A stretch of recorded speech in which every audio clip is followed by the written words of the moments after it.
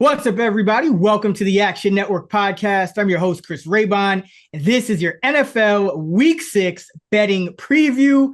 It is officially October, the best month of the sports gambling calendar. So today we're going to build our Sunday six-pack of best bets against the spread with the help of my co-host, the Prime Minister of Degenerate Nation, Stucky Stuck. What's going on? What's going on, brother? Let us down on the six pack again last week. You went swept again. We have to get our producer to. I was just looking to update our six pack count because there was a 2.5 out there that you got Oh, on yeah. Jacksonville. So we have to keep that streak going. You're going for four straight sweeps. I have Yeah. my second winless group of games on the season. Slow start to the NFL year for me. I'm 25, 24, and 2. But I went back and looked. There's like 2 to 3 games every week that it comes down to the end, and one out of 12 has gone my way, which, over the course of 50 games, small sample size, that's going to swing you from being a little bit down to having a good start to the year. Again, I had some bad calls this past weekend, so probably deserved it. But man, some of the losses, the last touchdown drives, like if I need a last touchdown drive, I haven't got one all year, and the other teams are scoring. The Steelers, who deserve to lose, but that was painful on fourth down at the end of the game. Couldn't get a stop. I also had the Bengals +3. Justin Tucker now remembers how to make a 56-yard field goal outdoors, and the Bengals can't hit theirs. And Zach Taylor was a disaster class. Had the Rams +3.5. They can't get a last-minute touchdown drive after missing an extra point and a 2-point conversion. The extra point As the essentially huge. Yeah. burnt them. So, those are just the things that are happening. They even out over time. So, I'm not really too worried about the slow start. It's time to get on a roll. So I'm excited for a a bit of a bizarre week week 6 slate. I mean, there's a ton, there's the most home dogs, it looks like, in NFL history is what we're headed for. There's so as you can imagine, there's a lot of good road teams taking on bad home teams. And theme of the year so far, just it feels like an increase in injuries. So that's certainly something that we're gonna have to skate around and mention as we go through the games. But yeah, I think that there's some opportunities for some dogs this weekend after a very chalk heavy weekend. I think favorites went 11-3 against the spread. Correct me if I'm wrong. So yeah, excited Yeah, to I dive believe in. so. I know I had two favorites on the six pack, and then Houston closed as a favorite as well. So I was picking more favorites than usual. So I'm pretty sure that it was just that kind of week last week. But now, yeah, you see it. I It's all was dogs yeah, this I week. was yeah, fortunately I liked some of your six pack picks too, which um but it's been a joyless NFL Sundays, just nothing at the end of games, nothing goes right. And I thought I was gonna lose the Texans, who were up big, and Oh, who tell me else about it. almost melted down? And the Jags. But Painful. fortunately, Painful. they ended up holding on and didn't blow, two touchdown leads in both. So, yeah, it was the the Ravens game was, man. I mean, Zach Taylor. We'll talk about the Bengals Yeah, later, we'll but talk about all of excited them to because dive in. there's actually some picks I pivoted off of. So yeah, we'll get to all that. We'll start with Thursday Night Football, but before we get into it, just want to shout out our Action Network colleague, Sean Zerillo, who's continuing his terrific MLB betting season into the playoffs. If you're an Action Pro subscriber, you get access to instant notifications anytime Action experts like Sean, Stucky, or myself make a pick in the Action app. Just visit actionnetwork.com/pro. Use the promo code October, OCTOBER, for 15% off an Action Pro subscription. That's 15% off at actionnetwork.com/pro with the promo code October. All right, let's start with this Thursday night game. Should be a good one, I think. We got San Francisco going to Seattle, a desperate Niner team. Plus 3.5 is Seattle at home. The total is up to 49. So, I mean, what did you think of Seattle last week? Just in a great spot against the Giants without neighbors, just kind of blowing that one. And San Francisco in a great spot at home against Arizona, blowing that one. I mean, who's more desperate now? It's got to be San Fran, right? Yeah, I mean, sitting at 2-3. I mean, San Francisco, I thought, I mean, they were in control of that game. They lost their kicker, which just caused some weirdness. Seattle, I think, was a victim. I know that neighbors didn't play, but I think Seattle was a victim of the spot, of their own horrible spot. And that doesn't get any easier this week. I Mm-hmm. mean, look, you go back, they start the year, they host the Broncos in Seattle. They travel across the country to New England. They come back across the country to play Miami. They then go to Detroit, so back east, then come home on a short week. And they've had all kinds of defensive injuries. I mean, this team has to be gassed. And how does that not repeat itself this week against the 49ers? When you look, so now it's another short week playing on Thursday night. Their defense was on the field the entire game against the Giants. So we'll see if they're closer to full health here. But that defense has to be extremely fatigued. I mean, even the points that they did score, the Giants went on a 16-play, 10-minute drive and then fumbled at the goal line Yep. that was returned 100 yards. So then the defense just comes right back on the field.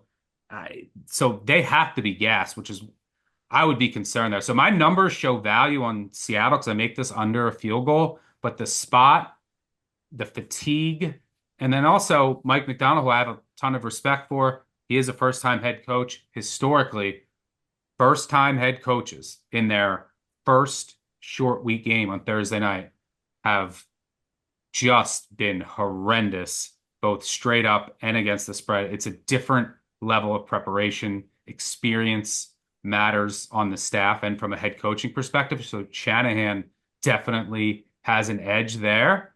We saw it earlier in the season with Mayo and the Patriots, and they just looked discombobulated from the start. So yeah, I just am concerned about the Seattle fatigue on defense. Geno Smith's been really good.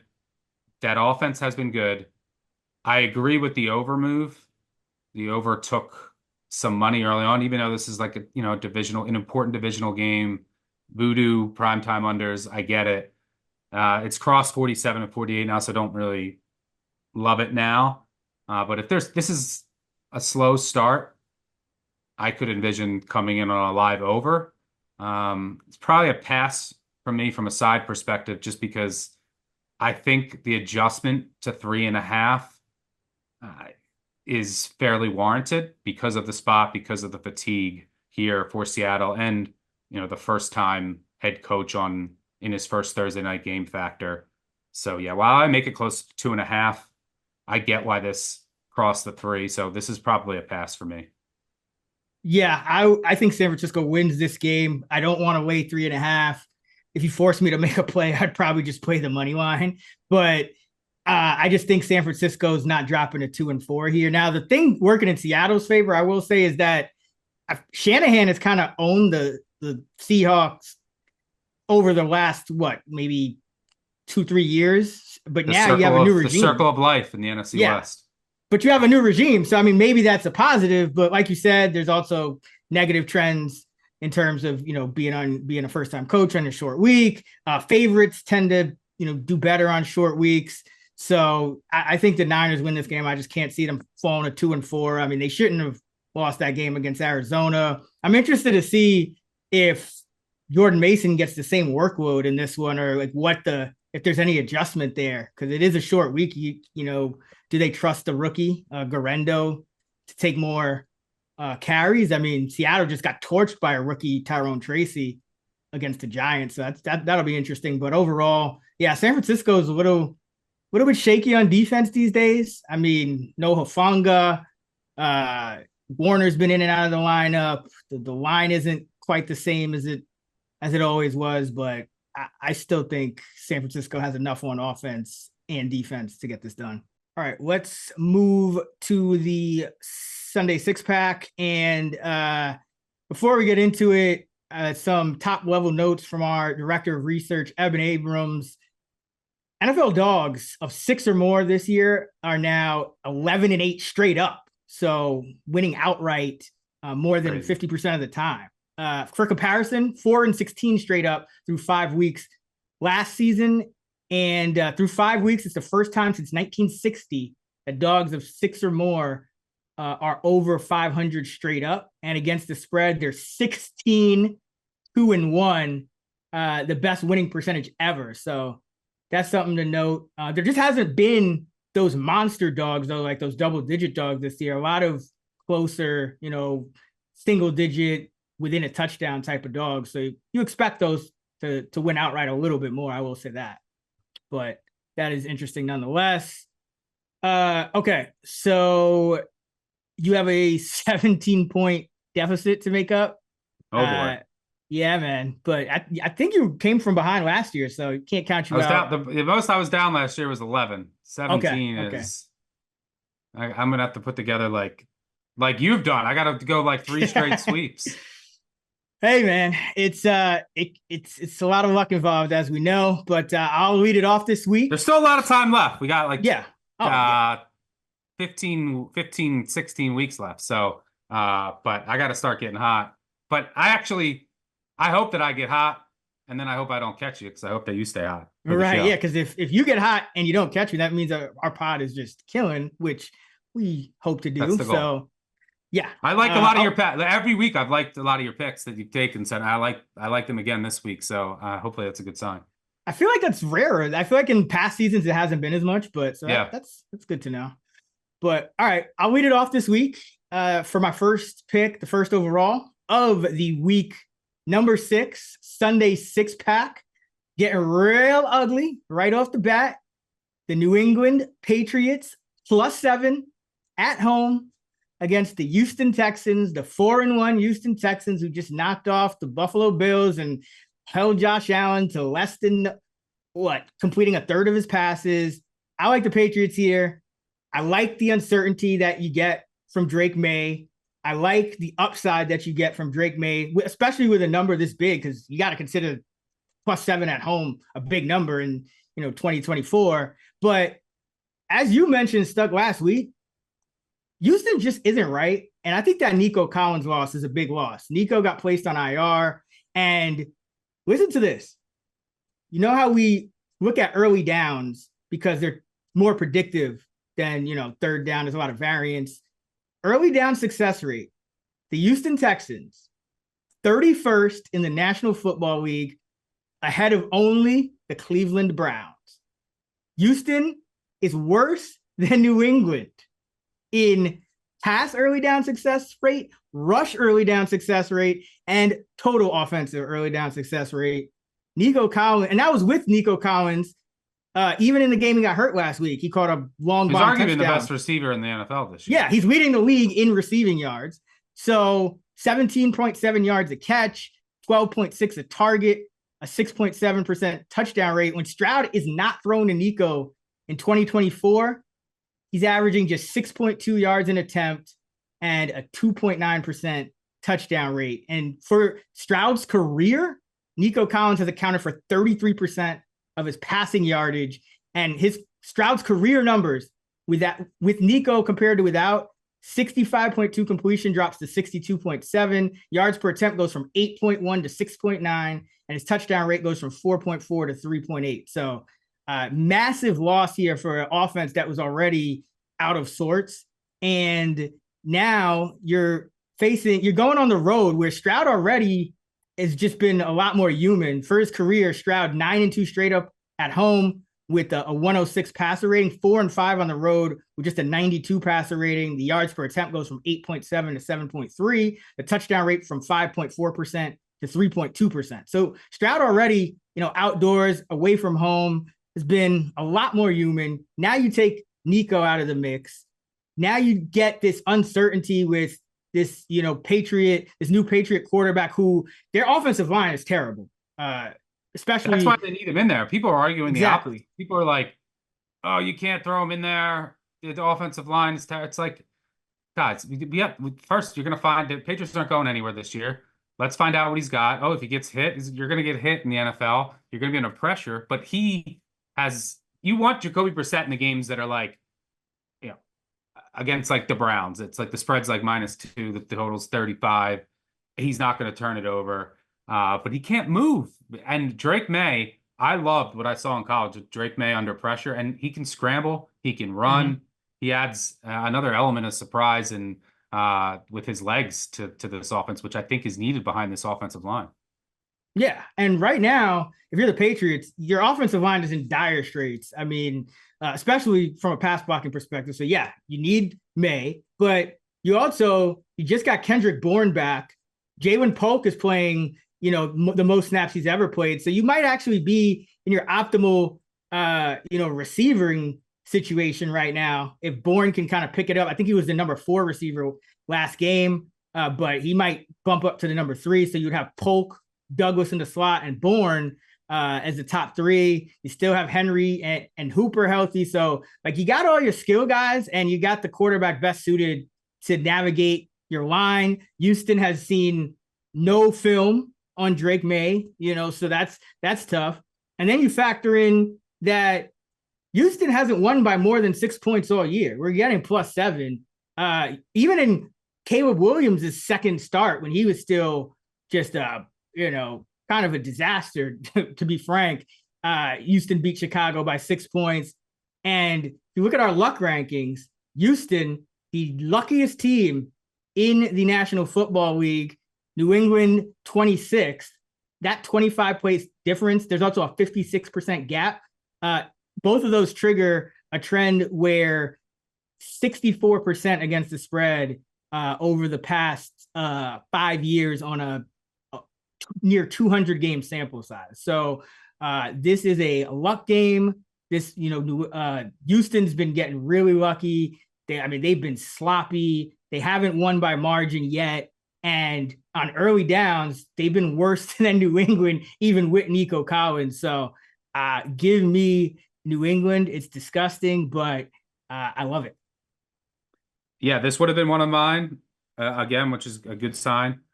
To me at least, I was about maybe to not say to you. So yeah, but we talk about this all the time. Like Stroud and this Texans team is a favorite. I mean, Stroud's just 2-7 against the spread since he came in the league as a favorite of 3 or more. It's the worst mark in the league since he was drafted. And this Texans team, the staff just tends to get too conservative at times, and yeah, they're just not firing on all cylinders right now. The only reason they've covered a game this year, and granted they should have covered against the Bills, but they maybe are sitting here at 0-5 against the spread, which just shows you they're not living up to expectations. If Sean McDermott doesn't go full terrorist at the end of the game, with Josh Allen just dropping back and not running any clock, and so yeah, they haven't been great. We have seen this team as in the role as a favorite in the past, not succeed. And I like New England. I'm a believer in Drake May, and I think he's needed here to deal with the pressure because Houston is going to get pressure. Use his legs as an added element, and I think the Patriots keep this within a touchdown. And it's crazy. Everyone's talking about McDermott and Josh Allen, and imagine where would Houston be cover wise, maybe even record wise, without Kaimi Fairbairn.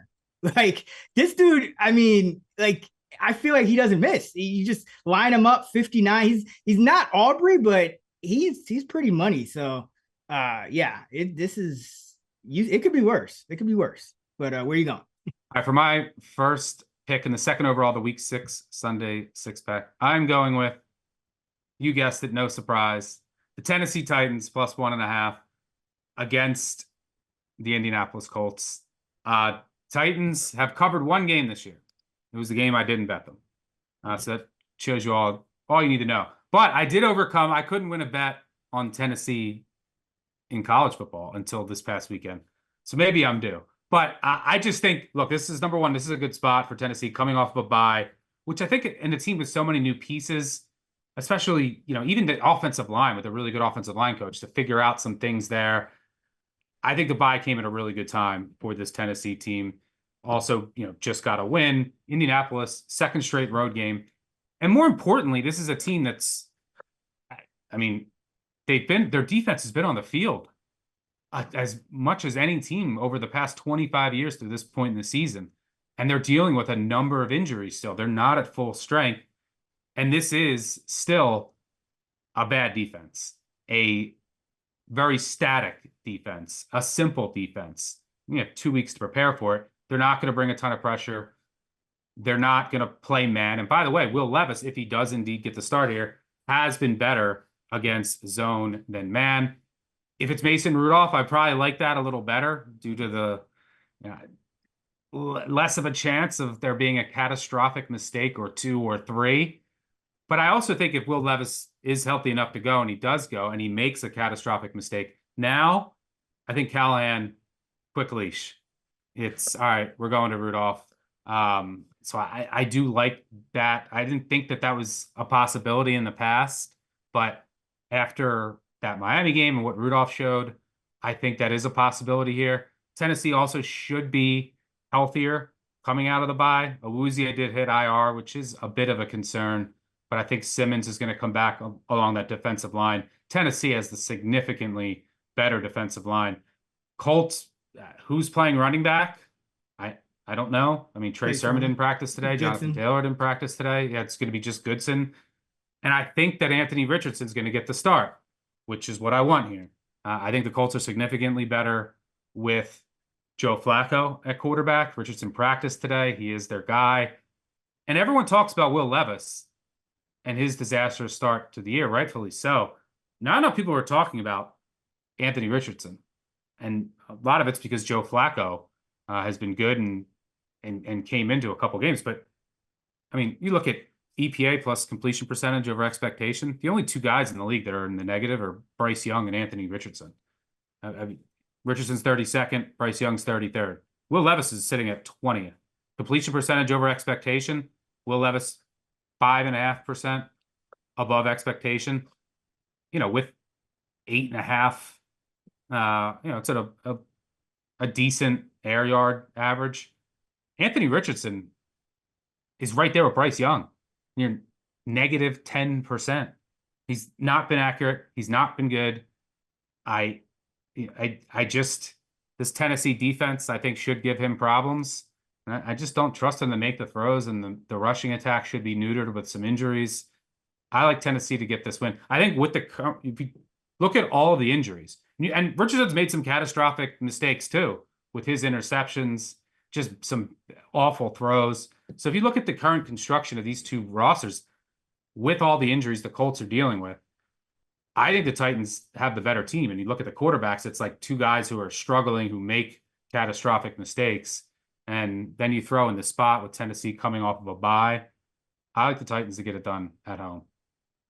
Yeah, I mean, this line essentially says the Colts are 3+ points better than the Titans on the neutral field, which not in this state. And even if it's Joe Flacco, I think you might disagree, but I think the Jacksonville defense is a special kind of bad. So I think even Flacco is coming in here a little overrated because, I mean, that Jacksonville defense, just no resistance. So either way, I mean, Flacco was kind of a turnover machine last year, even when he was throwing for 300 plus with the Browns all day. So this would have been one of mine, but I knew I was going to sacrifice somewhere, but I had to grab the Patriots. So I'll let you roll with the Titans here, but I like this one too. Okay. For my second pick, the 3rd overall of the week 6 Sunday 6-pack, told you we're getting disgusting and we're staying disgusting. New Orleans plus 3.5 at home against the Bucs with a TBD quarterback. It's either going to be Haener or Spencer Rattler. I kind of hope it's Rattler, to be honest. Same. But yeah, if I knew it was Rattler, this was going to be one of my picks. I did bet this as well, so I agree. Yeah, and just let's do some math. This line, Sunday afternoon, before New Orleans, played the Chiefs and all that, minus 2.5 for the Saints. So the Bucs had already played. They played on Thursday. Saints hadn't played yet. This line was minus 2.5. Derek Carr is not worth 6 points to the spread. I'm sorry. I mean, he had a couple good games early on, but we saw, Derek Carr giveth and Derek Carr taketh away. And a lot of the same issues that were plaguing the Saints offense last year under Carmichael with Derek Carr are starting to rear their head again. It's like it's either a short pass or a low percentage deep shot, and there's not a lot in between. And so I just can't get to Derek Carr being worth more than about a field goal, maybe a little more than that to the spread, regardless of whether it's Haener or Rattler. I think either way, you're getting a little more mobility than Carr because he gives you pretty much none. And you still have this New Orleans team at home, number 4 in overall DVOA. So this team was a pretty good team, even if you're bringing in a bad quarterback in his first start. Tampa Bay is 15th. New Orleans pass defense should be able to disrupt Mayfield. Just 1 touchdown pass allowed on the year, 7 picks. They're 5th in adjusted net yards per attempt allowed, 7th in pressure rate. Baker, 8.1 yards an attempt clean, 5.5 under pressure. And New Orleans is number 1 in DVOA against number 1 receivers. Lattimore always gives Evans fits. Fight. Right, exactly. Yeah, or suspensions or, ejections. So this New Orleans team is still going to compete in this spot and be a tough out regardless of what's going on with their offense. And Tampa Bay, they only played one other top 10 defense, and they played 4 defenses that were ranked between 15th and 27th. In Washington, Detroit, Philly, and Atlanta. 3 of those 4 were outside the top 20. Against those defenses, Tampa Bay averaged 30 points a game and 347 yards. Fine, good. Against the only top 10 defense they saw, which was Denver, 7 points, 223 yards. They were just completely stymied. So I wouldn't just bank on Tampa Bay lighting up the scoreboard here. And for New Orleans, you saw with Tampa Bay's defense, just when you thought they might be coming together, they go and give up over 500 passing yards to Kirk Cousins, and with Daryl Hodge, guy who gets like 2 snaps a game, get a walk-off. So this defense still has some holes, even in the pass game. Hopefully we get Taysom back. I don't know, but that would be ideal here. But even if you don't, you still got Kamara, you still got Shaheed, you still got Olave. And like I said, Derek Carr, he wasn't maximizing Olave. He was dumping down to Kamara almost too much at times. And I think he was like, I like that he was throwing to Shaheed and giving him some shots, but it almost became, especially against the Chiefs there, it just became too much. So I think another quarterback that play a little differently, maybe add some more mobility, a quarterback that the Bucs haven't seen on film. I think this could go really well for New Orleans, especially when you're getting over a field goal here. Baker Mayfield as a favorite, just 15-27 in his career against the spread, 36%. And Todd Bowles is a favorite of a field goal or more, just 8-15, 35% against the spread for his career. So give me the Saints at home plus 3.5. Yeah, this probably would have been one of my picks, especially if I knew Rattler was playing. I think he gives them more upside. I do think you could argue Carr is maybe worth 5 to 6 points of spread if he had a healthy offensive line. But the offensive line is in shambles. I mean, if you look, the pressure rate allowed has fallen off a cliff over the past couple of weeks because of all the injuries. So what do you need in there? You need someone with more mobility. You need someone that can bring a little bit of QB run game as well. I agree. It would be nice to have Taysom Hill back. Rib fracture, it's usually like 2 to 3 weeks. So there's a maybe, but probably not. But we'll see. If he tough kid. So, or tough guy. If he can give it a go, they can get creative with him. And he's obviously extremely important in short yardage situations in the red zone. But they also could just lean into the run here. The Tampa Bay defense is vulnerable against the run. We'll see if Tampa Bay gets a little healthier on defense with Winfield and Kancey coming back. But they still are vulnerable against the run. That's what New Orleans wants to do. They can lean into that here.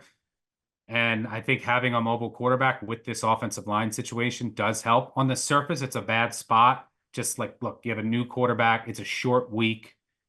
Tampa Bay off extended rest. So, and you're dealing with offensive line injuries. But yeah, I agree. I can't get to this much of an adjustment, especially when you consider going through 3. Yeah. It's different if this line was sitting at 3, but now that it's crossed, the king, the almighty king 3, I think this is too much of an adjustment for New Orleans. And Tampa Bay, I mean, you want to talk about luck rankings. I mean, this team's been an injury merchant all year. They played the Eagle. They beat down on the Eagles, which is really inflating a lot of their numbers. The Eagles are missing their entire team, like everyone that was important on the offense. I almost like just throw that data point out. And they played Detroit. They beat Detroit, which is also inflating their numbers. Detroit dominated that game. I mean, look, what they outgained them by like 200 yards. They're in the red zone 7 times, couldn't score. So a bit of a paper tiger here in the Bucs, who I was not high on coming into the year. I think that in this bad spot, though, it's like, our quarterback's out. That kind of gets everyone to rally. It's a divisional game at home. I still like the Saints defense a ton. They can match up with the Bucs receivers, which is question one you have to ask when handicapping a Bucs game. So yeah, I like the Saints here over a field goal at home. All right, for my second pick and the fourth overall of the Week 6 Sunday six-pack, I'm going with the Jacksonville Jaguars plus 2.5 against the Chicago Bears. I'm waiting for a 3 here. We'll see if it pops. I imagine the entire world's gonna be betting the Bears, but I personally can't get to this number. I think right now, as it stands, the two most overrated teams in the league, just based on record and maybe perception, are the Bucs because of that Lions fluke and the Eagles injury game, and the Bears. The Bears are 3-2. They could easily be 1-4.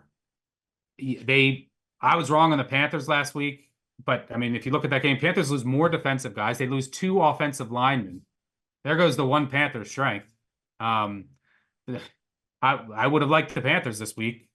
Again, need 7 though, for what it's worth there, because they had one really, really good aspect of their team, their offensive line. 2 starters done last week in that Bears game. All right, so that was a good performance. How about the week before? This is a team that got extremely lucky against the Rams. I was on them. They were laying 3 at home against the Rams. The Rams practice squad with one of the worst defenses in the league, no receivers, backup offensive linemen. They get outplayed in that game. Yes, they win. But week before you play the Colts, you lose that game. One of the worst defenses in the league. So people are saying that Caleb Williams is improving, which he is a bit, and this run game has got going. They've played the Rams, Colts, and Panthers over the past 3 weeks. It does not get any easier than that and look, the Panthers had offensive line injuries and wide receiver injuries. The Rams had offensive line and wide receiver injuries. The Colts had all kinds of injuries on defense. We're playing Anthony Richardson. I think this defense is a bit overrated too. They're susceptible to the explosive play, which Jacksonville can certainly hit. But if you just look at the recent lines of Chicago, -3 at home against the Rams, get outplayed at home. I think they were almost outgained by almost a yard per play. They were just -4. They're 4-point favorites at home against Carolina. Now 2.5-point favorites on a neutral field over Jacksonville. So we're saying Jacksonville is equivalent to a beat-up Carolina team, is worse than the Rams practice squad? No, I don't think so. So I think, look, and the Jags should get Evan Ingram back. It's a huge element to the passing attack that's been missing. Meanwhile, the Bears will be missing Brisker on the back end. And I'm just not fully sold on this Bears staff or this offense or Caleb Williams yet. He is improving, and I expect him to be a solid starting quarterback in the NFL, but still too inaccurate. He has struggled more versus man coverage, which he's going to see a lot of here. Jags defense isn't great, but they should be able to get pressure here. Still not a buyer in the Bears offensive line. I mean, who they were last week. I mean, they were facing a Panthers team incapable of getting pressure. And then, a bunch of guys go down on top of that, and they were already missing a bunch of starters. So I think both of these teams, like the Jags could have beat the Texans. You look at that data point. I think these two teams are basically about even. The Bears they were lucky to cover that game. But Jags, you could argue, outplayed the Texans in Houston. They should have beat the Dolphins. So I mean, this is a team that easily could be 3-2. The Bears could easily be 1-4, 2-3, and then this line is a coin flip, which is where I think it is. I do like that the Bears went overseas early in the week to adjust their body clocks. I think that is the smart move. But the Jags do have a ton more experience in these spots. The staff has no experience doing this. So, this is routine for the Jags at this point. So, yeah, I'm going to wait to see if I can get a 3. Doesn't matter for this contest. I think that this is basically a coin flip game. I'll take the Jags plus 2.5. Yeah, I don't know, feels great about this one. I mean, I think we were talking last week, and I was like with the Panthers, like the Bears are they could have this kind of like blow up anytime. And I do think that what I'm not confident in is really this Jag offense against this Bear defense. I think the Indianapolis Colts defense, I mean, they were just so decimated, and it was just a perfect spot for Trevor Lawrence. And he turned it over early, but rebounded. I mean, he had a bunch of explosive plays. I don't think as much of that is going to be there as consistently against the Bears. I think I do think that the defense is legit. Like they've allowed under 20 in 4 or 5 and 21 or fewer in 11 straight dating back to last season. So I do think the Bears can kind of muck it up a little bit. I do think Caleb Williams and the Bears offense has been kind of getting some great matchups, but I would really like if I'm. You don't think the defense has been getting good matchups? I mean, they have, but I think this is another. They have the easiest schedule in the league so far. I think this is another good one. But yeah, but no, this is good. But they're fine. Like week 1, you play. Will Levis throws away the game, block punt. Matt Stafford doesn't have any receivers or offensive line. Anthony Richardson's terrible. By the way, they lost that game, and they only. We talk about the Colts defense with the Jags did. The Bears only put up 15 points in that game. I like the under in this game, so I'm not even. And then you play the Panthers, who were guys were falling, they were just dropping like cheap tents throughout the game. I mean, so it was a good win, but I'm not fully sold yet. And yes, it's another good matchup against the Jags D, but this will be, one of the more just finally like a competent, healthy offense that they're going to face. So, I just think this should be a coin flip. So I'll take the 2.5. All right. For my third and final pick, the 5th overall of the week number 6 Sunday 6-pack. Told you it would be ugly. We're going Denver plus 3 at home against the Chargers. And this is a number I just cannot get to because, yes, the Chargers are coming off a bye. So you give them a boost for that. But this is still saying the Chargers are 4.5 points better than Denver, maybe 5 on a neutral field, depending on how much you value Denver's home field. I just can't get there. Even with the Chargers getting healthier, yes, Herbert, Slater, Joe Alt should be healthier and back in the lineup, but are they 100% healthy? Who knows? And then you look at these teams, and they're kind of very similar.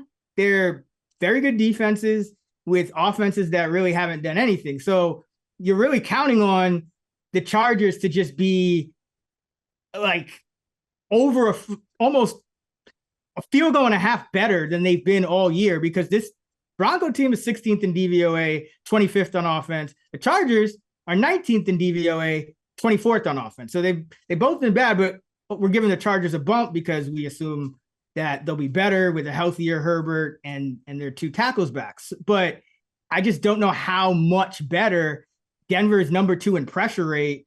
And when you look at these 2 defenses, they've both been top 5, but Denver is number 2 in pressure. The Chargers are 24th in pressure.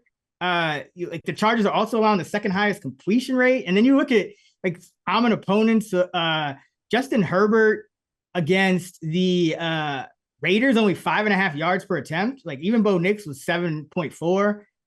Herbert 6.5 against Carolina, not a common opponent, but 6.5 against Carolina. Every other quarterback or team they face averaged 7.4. It's just, I just don't really have enough confidence in this Charger team to bump them up, 4 or 5 points from what they've been playing like. They want to run the ball, but they've been one of the worst rush offenses in the league. Their early down success rate running the ball of 30.2% is 30th.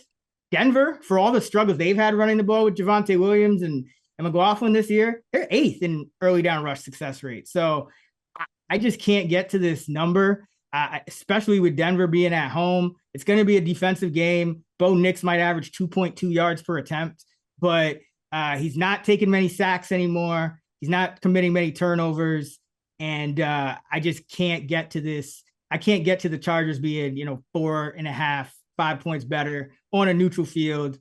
Sean Payton, 52-35 and 260% against the spread as a dog, 3-1 this season.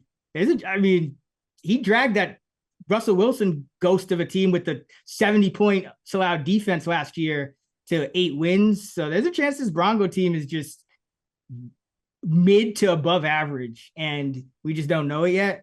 This Charger team, I like the defense, but I can't get to this number. So give me the Broncos +3. Yeah, I don't mind taking the home dog, catching a field goal here with this low of a total. And the injury uncertainty could only work in your favor. I would like to see I would like to get more clarity on who's playing for the Chargers, especially along that offensive line. Because, they could have you argue they probably beat the Chiefs if they're at full strength. I think they beat the Steelers. If Herbert doesn't get hurt, their whole offensive line doesn't go down. They've also had defensive injuries. So this team might be a bit better than I'm giving them credit for, but I need to see more, and I need to see how healthy they will be. So as of right now, it's a pass for me, but at 3 with this low of a total and the injury uncertainty with the Chargers, I think it's Denver or nothing. So I think you're on the right side there. But for my third pick and the 6th and final pick of the Week 6 Sunday 6-pack, I'm going with the Dallas Cowboys. I think you owe me a hook. So there's a 3.5 -125 out there. Take it. I would get. No, take it. You got it. Yeah, I would buy up to -125. Number one, I just can't get to this number. And especially if I'm getting over a field goal, even if I have to pay a bit for it, willing to do that here. The Cowboys defense is still a mess. The injuries are still a thing along the defensive line. Is Detroit going to have success running the ball here? Yes. But I just can't get to this number. The Detroit defense is still really bad, especially in the secondary. I don't expect Dallas to have a ton of success running the ball. That's Detroit's defensive strength. But they did change up last week some of their run blocking schemes, which I think were more conducive to what this offensive line and backfield is. So maybe they have a bit more success than expected, just like they did last week against the Steelers. Granted, the Steelers had a number of guys go down along that defensive line, which didn't help. And at linebacker, but the whole operation looked better. But this is all about just Dak dropping back against this bad and still bad Detroit secondary. And what does Detroit want to do? They want to play man. Dak carves up man. So I think Dallas can match them here, score for score. And they also have a special teams advantage here, which when you're catching over 3 at home isn't insignificant, especially in that stadium. You start at the 30-yard line. What do you got to get to? The 50? And then you score? 20-yard drives, you score with Aubrey at home? That's insane. At some point, he's going to hit a 70-yarder, I think, at home. You got to get to the 48-yard line. You don't have to cross midfield, and you can score. So, yeah, I just can't get to this number. I get the Lions are going to have success running the ball, but I'll take the better quarterback here. I get Goff had his perfect game, but it was against an exhausted Seattle defense that was missing a ton of starters all over. Goff still hasn't looked great this year. So give me Dak as a home dog to carve up this defense and keep it close in what should be a just back and forth affair.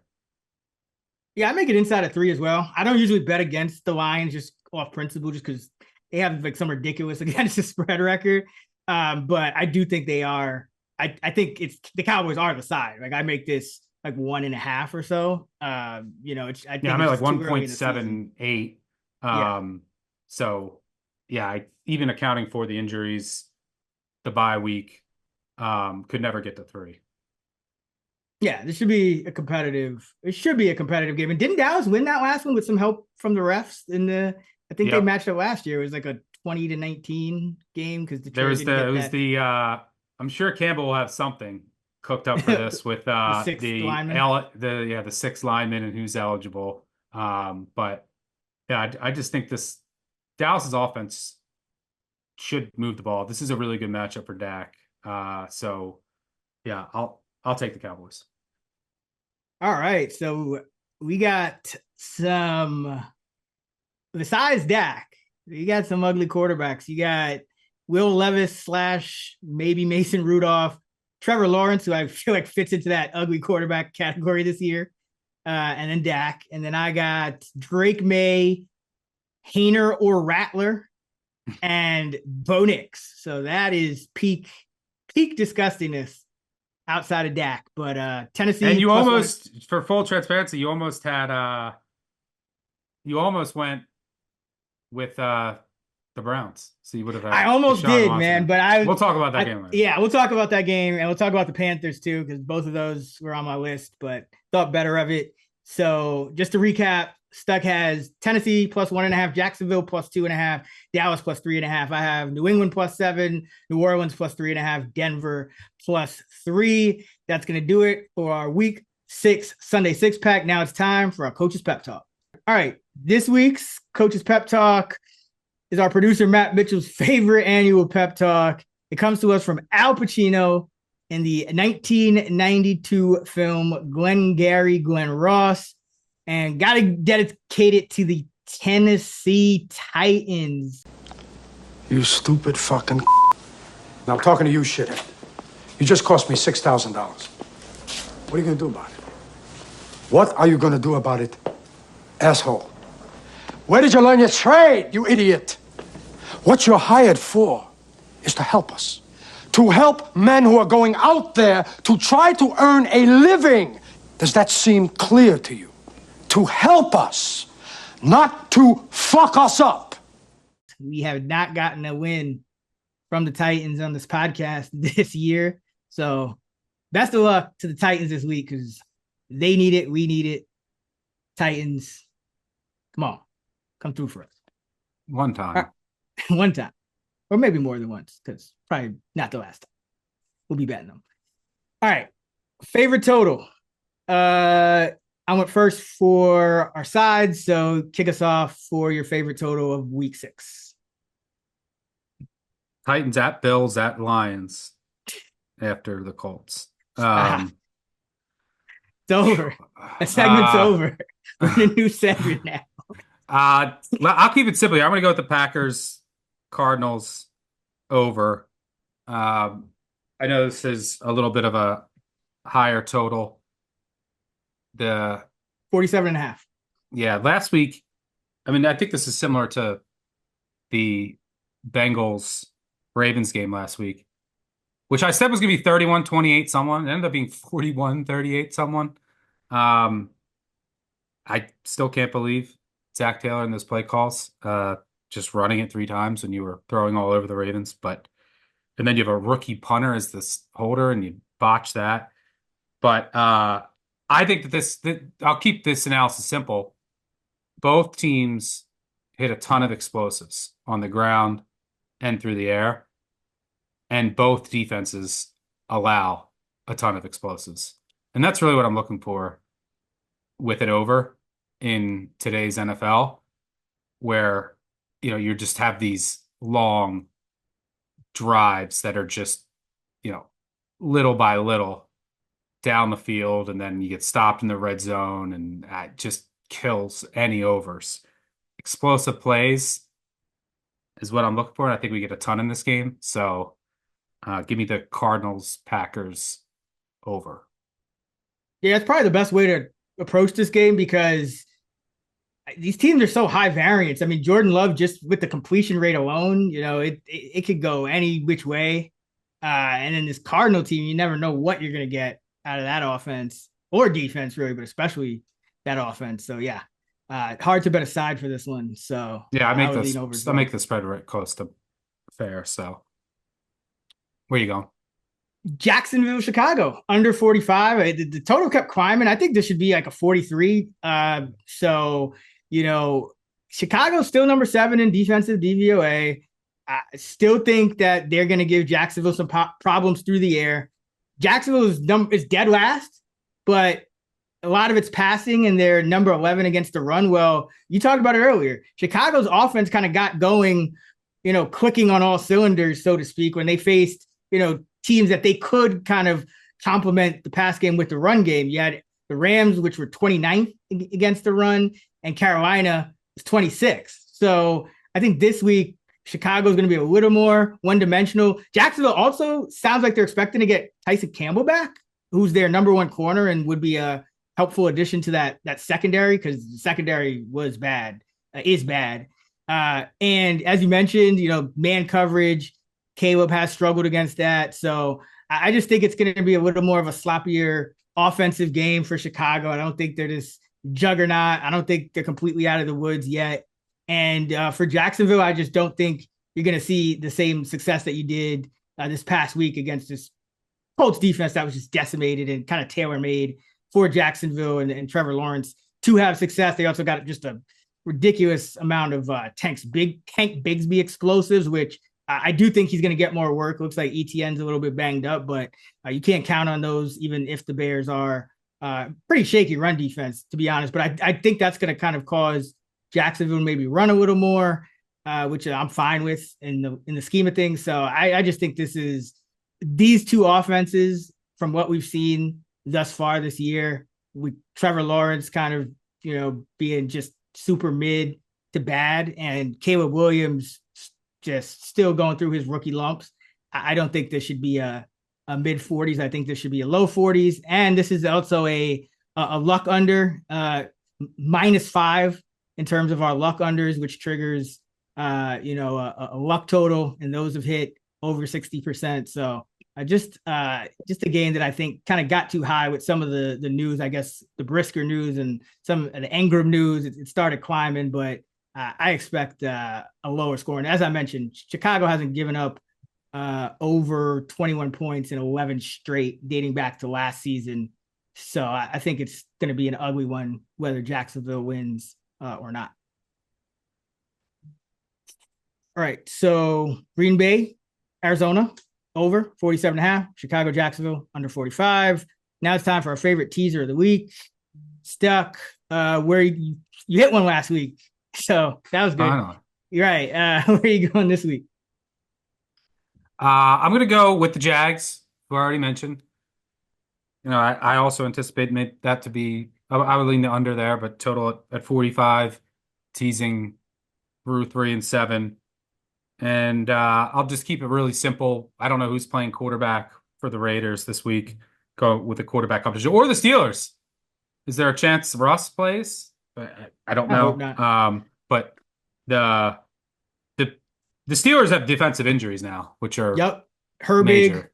Highsmith is going to miss again. Because Herbig hurts because he was getting pressure. Herbig hurts. A lot of pressure. Yeah, he gets pressure. Then once that really hurt against the Steelers, and Leal went out, and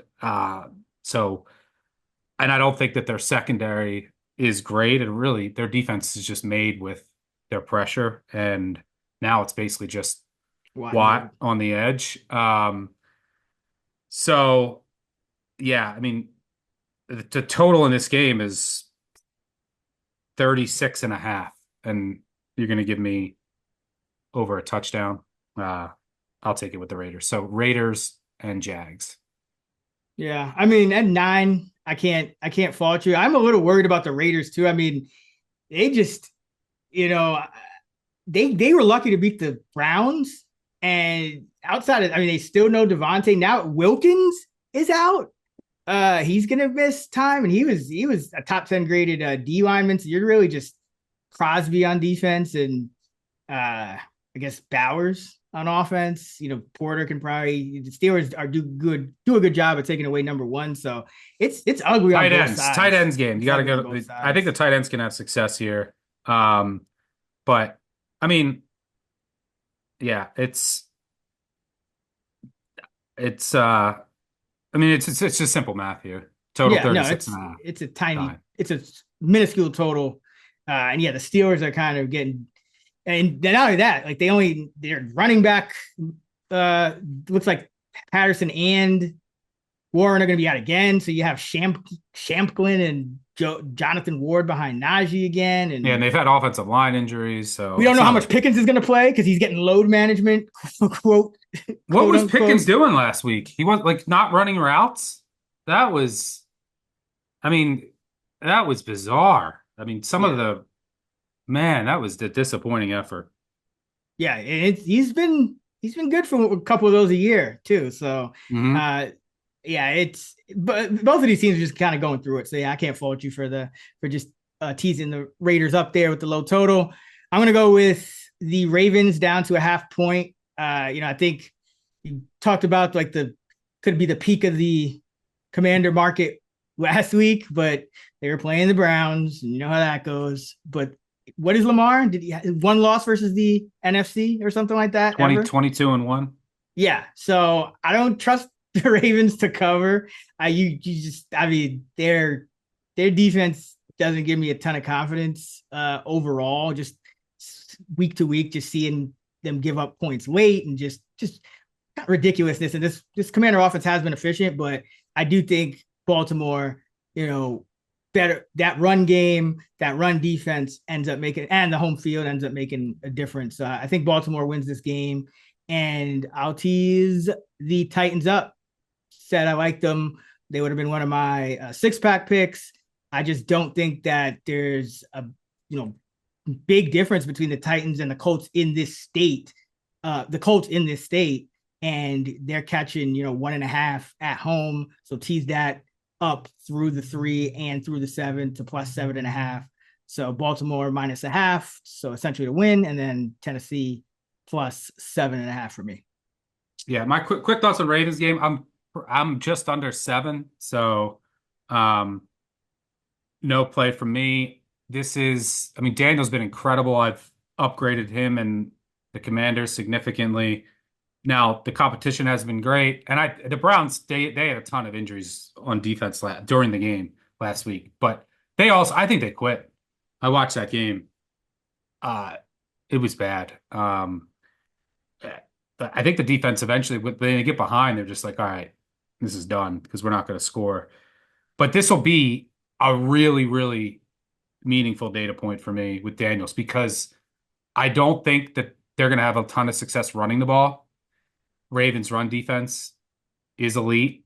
And with their, newfound dime packages, they're kind of built. We'll see if Humphrey goes. He was seen in a walking boot. But they're kind of built to stop running quarterbacks. And we saw that, with Josh Allen.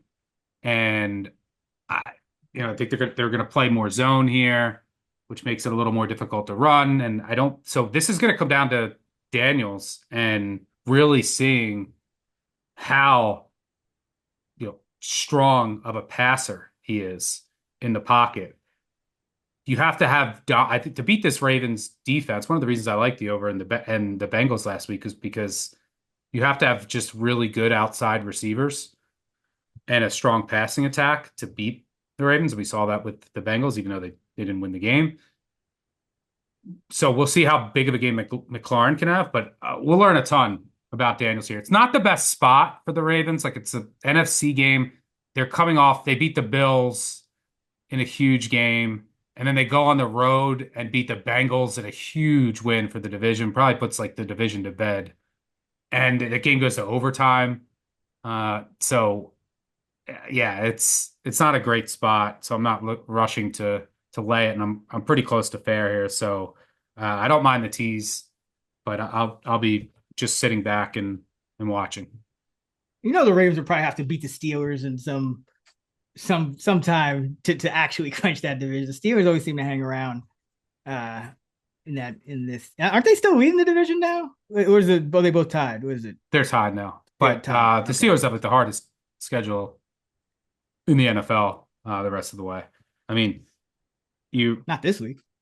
yeah, I mean, they have to win. I mean, they don't win this game, it's over. Obviously, anything can happen, and there could be injuries, but I mean, the Steelers, I mean, it's not with 2 games against the Browns now look a lot easier. And they have the Giants and the Jets after the Raiders. Then they're at the Commanders. They have the Ravens twice, the Browns twice, the Bengals twice, the Chiefs, the Eagles. So it's a brutal back half of the schedule. So but yeah, they'll hang around. I mean, the Steelers are going to win that. They're going to win 9 games. So Yeah, right. Exactly. Pencil them in. All right. Let's go to our money line underdog parlay. We didn't hit last week, so let's try to get it back on the right side. Who you rolling with this week? I was going to go with the Giants just because I don't know where the Bengals are mentally. Some of the comments in the locker room. I mean, how many gut-wrenching losses can you take? And you just look from a havoc perspective. Giants #1 in the NFL, Bengals dead last. Like their defense is not creating any negative plays or providing any resistance. Giants playing well. And do you think they get Neighbors back this week? Probably. I would think so. I mean, it would be what over 2 weeks, 17 days or something like that. Yeah, it should be enough. I mean, yeah. I mean, it was a brutal concussion, but yeah, I would think 17 days would be enough to create a protocol. Yeah, Jones has been playing well. The Giants have been playing well the past 2 weeks, but I'm going to go with because I do think Barrow will just have a ton of success against the Giants. And their offensive line has been good in pass protection. So I'm going to go with the Saints at home. We already talked about that game, but I also like the added variance with the quarterback situation, and I hope it's Rattler. So give me the Saints at home. All right, so Saints plus 155, and I'm going to go Dallas plus 146. Higher scoring game, but like we talked about, it's hard to get to 3. It's hard to get to the spread here, so I do think there's some value on Dallas. So I'll roll with them on the money line because this could, Detroit could blow them out. Dallas could even blow Detroit out. It's just a high variance game because the total is up to 52. So I'll take Dallas plus 146. Parlay those two together, and you get odds of plus 527. So nice little juicy parlay if you choose to do that. But now it's time for best of the rest, which are the games we did not discuss in any other segment. All right, we got 3 games. First up, the Browns at the Eagles. Eagles favored by 9, the total 42.5. I thought about this one for the Browns. One of the keys for me for betting the Browns at this point, Jack Conklin has to be back in the lineup at right tackle. It can't be Jones. I mean, he's just been terrible. Everyone's talking about Deshaun Watson. If you go back and watch that Commander game, I mean, it was just the right side of the line just completely getting blown up time after time after time. I didn't even think Watson was terrible in that game. I just thought there were like probably a dozen dropbacks where he had no move. Like it was just the ball got snapped and pressure was on him. So they put Conklin in the depth chart now as the right tackle, but I mean he got kind of late scratched later in the week last week, so I can't trust it. I also can't trust the Browns to, at this point they're playing so much man coverage. I do not want them to play man coverage against the Eagles with Jalen Hurts, as a running threat, and you got Brown and Smith back. So just too many variables that I can't trust early in the week, and I don't know fully. I really need to know the injury report, but I mean, this line is getting out of hand, even with Philly coming off the bye and Cleveland being terrible, but they still have a decent defense. I just need to know who's playing, and I need Jones out of there at tackle. So I'm off this probably. It's just too many variables. What about you? Yeah, I mean, I make this over 7. So I mean, if you got the 10, maybe I'd think about it. But AJ Brown, Devontae Smith, Lane Johnson are all back. Yeah. Um, Browns have defensive injuries too, which are worth Yep. monitoring. They suffered some last week. They're dealing with injuries at linebacker and the secondary now. Myles Garrett isn't 100%. Third straight road game Yep. for Cleveland and Philly coming off a bye. And the Browns just might have quit. I mean, Yeah, they might trade people too. Like Cooper yeah, could be gone. Now you don't. You know what I mean? It's there's just too many I can't variables. I lay think. this, but Yeah. no thanks on the Browns. Yeah. I mean, the Eagles are still. I mean, the whole reason I even consider this because I still don't trust the Eagles to win by margin. But I mean, it's just too much going on with the Browns. And like you said, third straight road game, and who knows who's on the team and who's playing and who gets scratched and who's quit and who They can't run the ball. They can't protect the defense. They're not. The tackling has been so bad. Now they have injuries. No Yeah. thanks. Atlanta at Carolina. Carolina +6 at home. The total 47. Another one I considered, but Carolina, they can't get pressure. They're just like Atlanta. So I think that's great news for Carolina's offense because, last week the Bears did get pressure, but I don't know how much these offensive line injuries are going to affect them. Moton's been one of the better pass blocking tackles in the league. And then you lose your center and you lose them at the same time, right? And even against a team that doesn't get pressure, that could still even because like you need to keep up with Atlanta here because Kirk Cousins from a clean pocket has been lights out this year. It's just when he's pressured, things have gone awry, but Carolina gets no pressure. So you're going to need to match Atlanta score for score here. And with these O-line injuries, with Leggett banged up after Thielen already went on IR, and even Tremble, like the tight end, everyone's dropping like flies here. I need Carolina. The defense has a ton of injuries too. Yeah. Shaq Thompson, the linebacker. Who was the linebacker they put in there? Was it Wallace? Trevor He was Wallace. just giving up.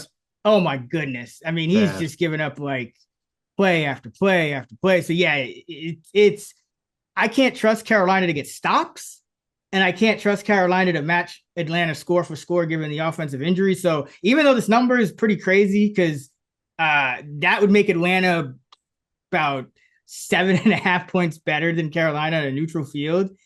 And this is Dalton, Carolina, not Bryce, Carolina. It's still there's just too much variance. I don't trust Carolina to get stopped. The only team they got stops against was Gardner Minshew this whole year, pretty much. So yeah, I'm pass for me. What about you? Yeah, I mean, I lean Carolina on the number. I mean, the Bengals just were laying 4.5 in a game that was even statistically, but the offensive line injuries and the defensive injuries, they're just not. They can't get any pressure. They can't. Atlanta will get its run game going. Kirk won't be under pressure here. And the biggest strength of this Carolina team was its offensive line. And now you lose 2 starters, and your wide receivers are banged up. I mean, Thielen's still out, so if it gets to 7, I'll play Carolina, but. Yeah, I have no there's value on that number for sure, but I feel like it's like a higher variance thing where it's Carolina because what are they? The only game they covered was the Raiders. I think it's just when it just I could see Kirk Cousins just going like score, and like at some point Carolina probably is not going to be able to match it. So yeah, I make it 4.5, so it's Carolina or nothing, but probably needs 7. And then finally, that game we discussed a little bit, but didn't actually discuss it because it wasn't a part of any plays. So that's the Sunday night Bengals at Giants. Giants 3.5-point dogs at home. The total is 48. Yeah, as you mentioned, Giants playing well. They do have this tendency to not play well at home, for what it's worth. Daniel Jones at home has just been the kind of the complete opposite. Like on the road is usually the time you want to play him. So I don't know if there's any, merit to that or whatever, but you're leaning Giants at the 3.5, correct? No, I mean, I would prefer just Giants money line, like just because maybe since he quits and just isn't there mentally. I mean, that was a devastating loss. So, and like this Taylor lose the locker room. Like you had all these quotes come out, like why like the questioning the coaching decisions. I will say Sunday night game though. So if like Baltimore could have lost or Pittsburgh could have lost by the time they play, which would then probably give them more motivation. Yeah, the thing is, I would look at this under. I've been all about the Cincy overs, and I don't know why the unders have keep taking money every week, but the total against the Commanders, who have a better offense than the Giants and just as bad of a defense, closed at 45.5. The Ravens, Bengals total closed at 48.5. I mean, so now this is 48.5, two slow-paced teams. I think like we finally hit a point where you can look at and the Bengals getting a little bit healthier on defense, that you can look at an under here. I don't show a ton of value in it, and Burrow should have a big game, but I think there's finally some value on a Cincy under. I mean, I make this close to market, but if you want to take a shot with the Giants on the money line, I wouldn't hate it. This Cincy team is fragile. Yeah, to your point about the total, Daniel Jones at home, the under 22-9, 71%, 2-0 this season. So it tends to be the Giants offense for some reason never plays as well at home. We'll see if that trend reverses, but yeah, I feel like this total is a little high as well. The number probably, I think it's Giants or nothing. Yeah, I don't think you want to weigh points with the Bengals, betting on a get right spot where it's just the Giants have been playing, I think, a little too well for that, especially, they're at home. So yeah, I think it's the total or nothing from that perspective. All right. Yeah, so that's a wrap. That's a wrap for our Week 6 Action Network NFL podcast. You can hear more of me every week with my guy Sean Kerner talking fantasy, DFS, player projections, all that good stuff over on the Fantasy Flex podcast. And Stuck, you can hear him talking college football over on Big Bets on Campus. You can find Stuck on X at Stucky2. I'm at Chris Raybaum. We're at those same handles on the free award-winning Action Network app. Till next week, let's get this money. Let go.